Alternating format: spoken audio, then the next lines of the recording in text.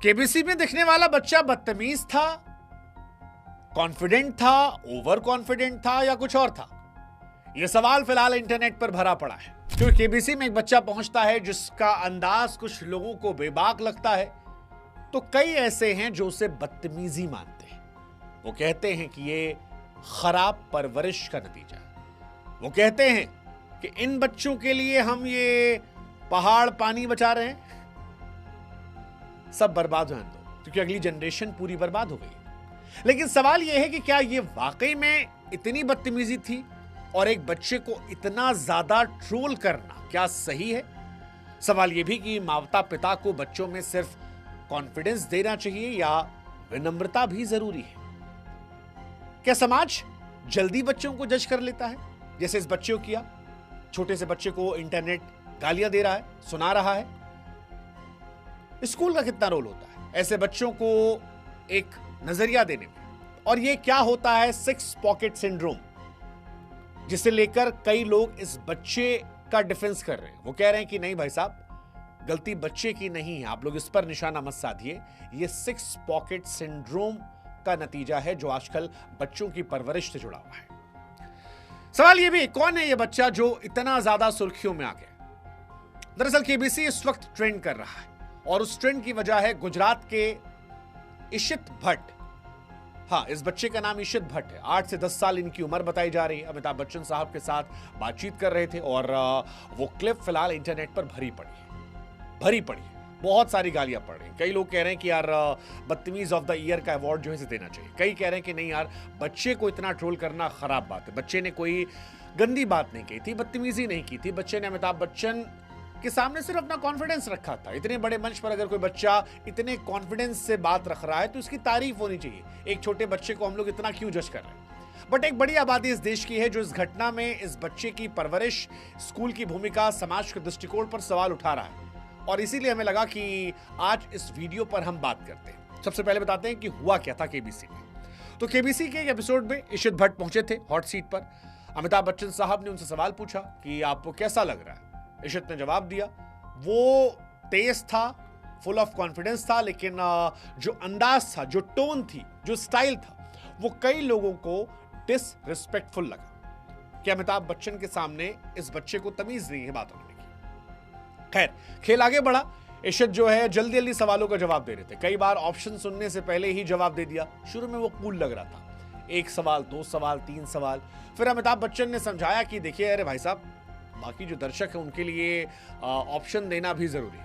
हालांकि इशित बार बार इस सलाह को नजरअंदाज कर रहे थे। जैसे शतरंज के खेल की शुरुआत में बोर्ड पर कितने राजा होते? इशित ने तुरंत कहा कोई सवाल है, 2 राजा होते। अब कईयों को ये मजेदार लगा, कुछ को लगा कि यार ये तो अहंकारी है। फिर 3-4 सवाल के बाद जब 5वां सवाल आया, थोड़ा सा उनका कॉन्फिडेंस हिला। सवाल था कि वाल्मीकि रामायण के प्रथम कांड का नाम क्या है? इस बार उन्होंने ऑप्शन मांगे। अमिताभ बच्चन साहब ने भी थोड़ी सी मौज काटी। अब ये फन बैंटर के तौर पर भी देखा सकता था कि बच्चन साहब ही बच्चे बन गए। बच्चा जो है वो काफी कॉन्फिडेंट था और बच्चन साहब के सामने वो बड़े मजबूती से था। लेकिन यहां पर बच्चे ने गलत जवाब दे दिया, कहा कि अयोध्या कांड, जबकि सही जवाब था बालकांड। और इसी के चलते इशित जो है वो खेल से बाहर हुए बिना राशि के। लेकिन यहीं से सोशल मीडिया पर बवाल मच गया। कईयों ने कहा कि भैया सही हुआ, इतने कॉन्फिडेंस बाद ऐसा होना चाहिए। कईयों ने वही वाली बात की, कौन बचा रहा है इन बच्चों के लिए? ग्लेशियर वेशियर डूब जाने दो, नदियां खराब हो जाने दो, पेड़ कट जाने दो, इनके लिए क्या बचा कर रखोगे?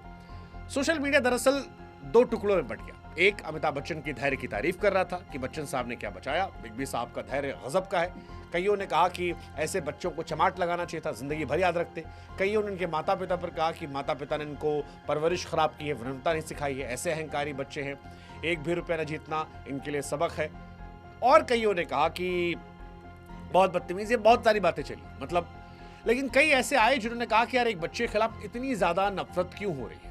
उसने अमिताभ बच्चन को एक नॉर्मल इंसान की तरह रिप्रेजेंट किया, कोई विश्वगुरु नहीं माना, क्या गलत है? कईयों ने कहा कि स्टेज फियर से मुक्त होना अच्छी बात है, माता पिता ने उसको कूल बनाया, मजबूत बनाया। हालांकि बड़े लोगों ने जो टॉन्ट कसा, उसी लिए ये वीडियो भी हम बना रहे हैं कि स्ट्रोलिंग जो थी वो बहुत ज्यादा थी और उसको लेकर हमें लगा कि आइए समझते हैं। तो आत्मविश्वास या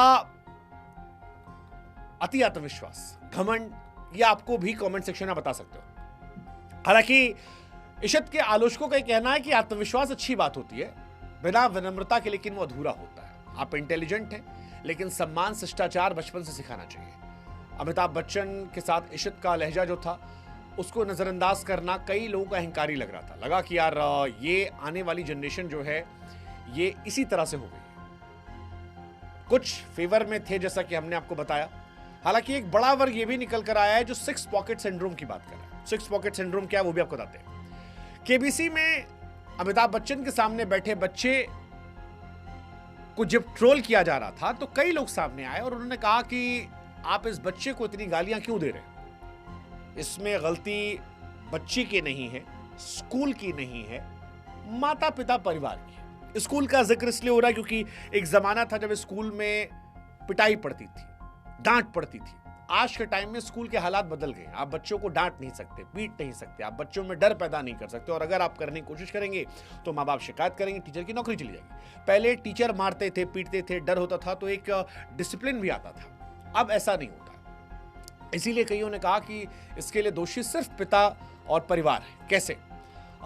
6 सिंड्रोम हम आपको समझा देते हैं। 6 पॉकेट सिंड्रोम एक ऐसा शब्द है जो उन बच्चों के लिए इस्तेमाल किया जाता है जिन्हें माता पिता और दादा दादी, नाना नानी से बहुत प्यार मिलता है। जैसे आजकल, पहले था कि हम दो हमारे दो, आजकल 2 कॉन्सेप्ट खत्म हो गए। एक बच्चा पैदा होता है तो एक बच्चा मान लिया पैदा हुआ तो नाना नानी है, दादा दादी है, उनके एक बच्चे थे, एक का लड़का एक का लड़की, 2 की शादी हो गई तो नाना नानी 2, दादा दादी 2, 4 और माता पिता 6 लोग मिलकर एक बच्चे से प्यार कर रहे हैं। दिन भर उसे प्यार कर, उसकी सारी बातें मान रहे हैं। कई शहरों में कई ऐसे बच्चे ऐसे माहौल में पलते हैं जहां पर 6 लोग एक बच्चे की इच्छा पूरी कर रहे हैं तो उसकी सारी इच्छाएं पूरी होती हैं।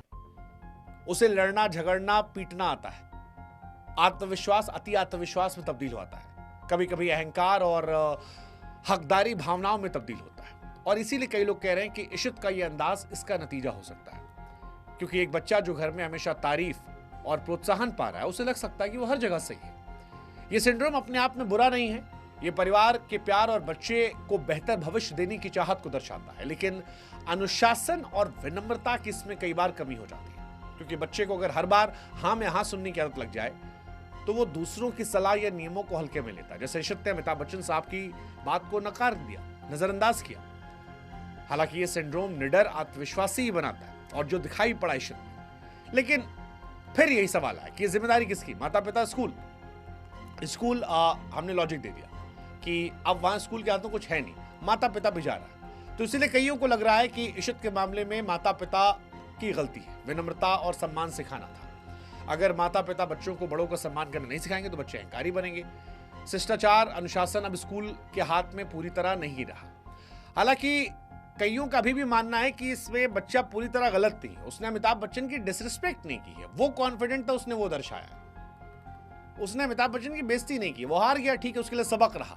लेकिन उसको इतना ट्रोल करना एक बच्चे को, ये सही बात नहीं, ये बच्चे पर टू मच। और हमें भी समाज के तौर पर सोचना चाहिए कि यार बच्चे का व्यवहार उसकी उम्र को देखकर हमें भी रिएक्ट करना चाहिए। हमने भी उसके पीछे एकदम ट्रोलिंग की पराकाष्ठा पार कर दी। अगर उसका व्यवहार थोड़ा बहुत गलत है तो हमारा व्यवहार भी गलत था। हम बच्चों को बड़ों की नजर से देख रहे हैं, ना कि ये समझ रहे हैं कि बच्चा है वो। समाज को बच्चों को गलतियां करने सीखने का मौका देना चाहिए, ना कि ट्रोल करके आत्मविश्वास तोड़ने का। तो ये सवाल है कि क्या हम भी बच्चों से परिपक्वता की उम्मीद कर रहे हैं जो उनकी एज के हिसाब से सही नहीं है? क्या हमें बच्चों को गलतियां कर कर सीखने का मौका नहीं देना चाहिए? खैर, इशित की कहानी हमें 2 सच्चाई सिखाती है। एक, आत्मविश्वास ताकत है, लेकिन विनम्रता आधार। उनका बेबाक अंदाज तारीफ काबिल है, लेकिन फिर भी कुछ असम्मानजनक, शायद नजरअंदाज करने की वजह से अमिताभ बच्चन साहब की बात को। फिर भी एक बच्चे के पल भर के व्यवहार के लिए उसकी परवरिश, उसके माता पिता, स्कूल, बच्चे को ट्रोल करना, क्या ये सही है? ये भी हमें भी समाज के तौर पर सीखना समझना पड़ेगा, बिना गलती के। हालांकि कईयों का मानना है कि एक दो झापड़ से इंसान सीख जाता है, लेकिन ठीक है, अब वो भी इसको लेकर एक अलग चर्चा है। लेकिन कुल मिलाकर यही कि असफलता भी कई बार हमें विनम्र और मजबूत बनाती है। इशित की कहानी ना तो बदतमीज बच्चे की है, ना ही खराब परवरिश की। ये कहानी है कि बुद्धिमत्ता जब सबसे ज्यादा चमकती है तो ठीक है, कई बार गलतियां हो जाती हैं। हम सब के लिए भी एक सबक के तौर पर है। उम्मीद करते हैं बच्चा सीखेगा, बेहतर होगा और भविष्य में लोगों को और ज्यादा इंस्पायर करेगा। ऑल द बेस्ट इशित, आप इंटेलिजेंट हो, थोड़ा सा और बेहतर होगे। आई एम श्योर इस घटना ने आपको काफी मैच्योर किया होगा बचपने में भी, तो शायद आपका फ्यूचर ब्राइट होगा। All the best, love you.